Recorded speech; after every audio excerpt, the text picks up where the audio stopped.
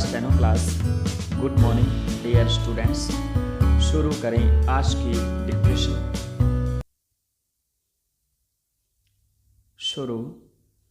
मजहब यानी जाति एवं धर्म, सभी ने इन्हें अपने ग्रंथों में बड़ा पवित्र माना और उच्च महत्व दिया है। इसे नस्ल, वंश और रक्त की पवित्रता का अनवरत प्रवाह भी स्वीकार किया है। और हाँ, इसका संबंध उतना बाह्य आचार व्यवहारों से नहीं माना जितना कि आंतरिक सूक्ष्म प्रक्रियाओं, आत्मा एवं मन से माना है। जो वस्तु मन में रहती है या रखी जा सकती है, वह बिना किसी भड़क या भनक के रह सकती है। यह एक निश्चित एवं तत्वगत सत्य है। आप मन में किसी को भी कुछ भी रखिए, मुझे या किसी को क्या ऐतराज हो सकता है, होना भी नहीं चाहिए और मेरे विचार में होता भी नहीं है।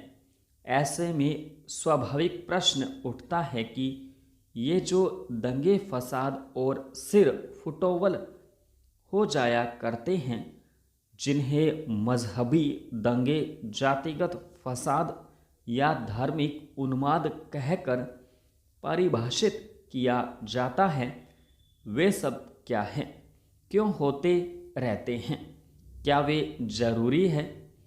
प्रश्न सारे एक जैसे हैं और समान रूप से विचारणीय भी हैं।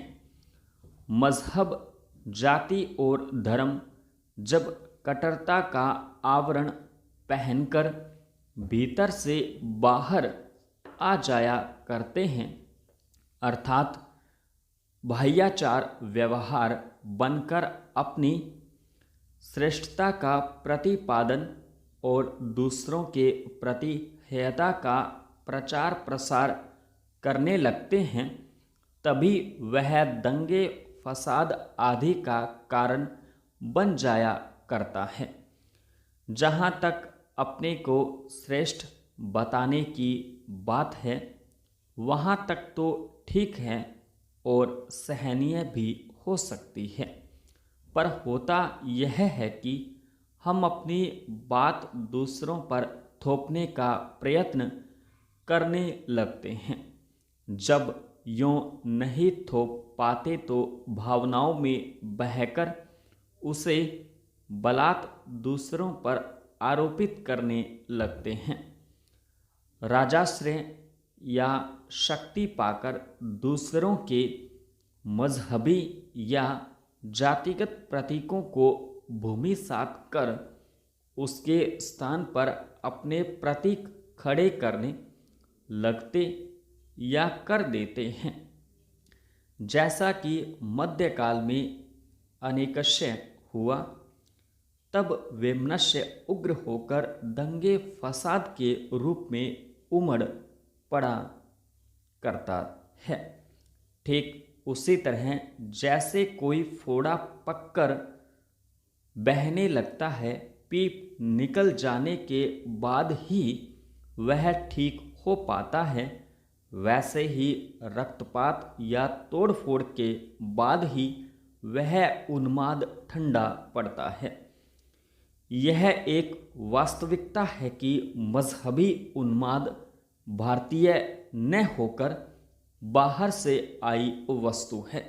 भारतीय सभ्यता संस्कृति तो आरंभ से ही जियो और जीने दो के सिद्धांत को मानने वाली रही है। तभी तो कोल, मंगोल, हूण आदि कितने ही आक्रमणकारी यहाँ आए और यहीं के होकर रह गए। कुछ इस तरह घुल मिल गए कि आज उनकी कोई अलग पहचान तक शेष नहीं रह गई है।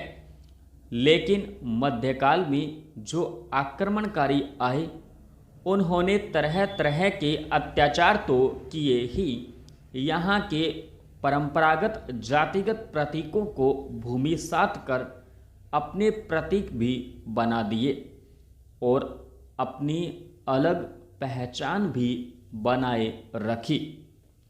वस्तुतः सत्य यह भी है कि उन्हीं में से ऐसे लोग भी निकलकर सामने आए कि जिन्होंने एकेश्वरवाद की स्थापना की।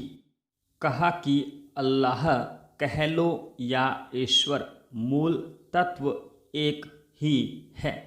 वह मंदिर मस्जिद में न रहकर घट घट में रहता है, सभी के साथ सम्मान व्यवहार करता और सिखाता है। उस तक पहुँचने के रास्ते अलग अलग हैं और हो सकते हैं सारे धर्म, मजहब और जातियाँ आदि वे अलग अलग रास्ते ही हैं, अन्य कुछ नहीं। उनमें से किसी का भी कोई उच्चतम मान्य ग्रंथ इनके संपूर्ण विराम।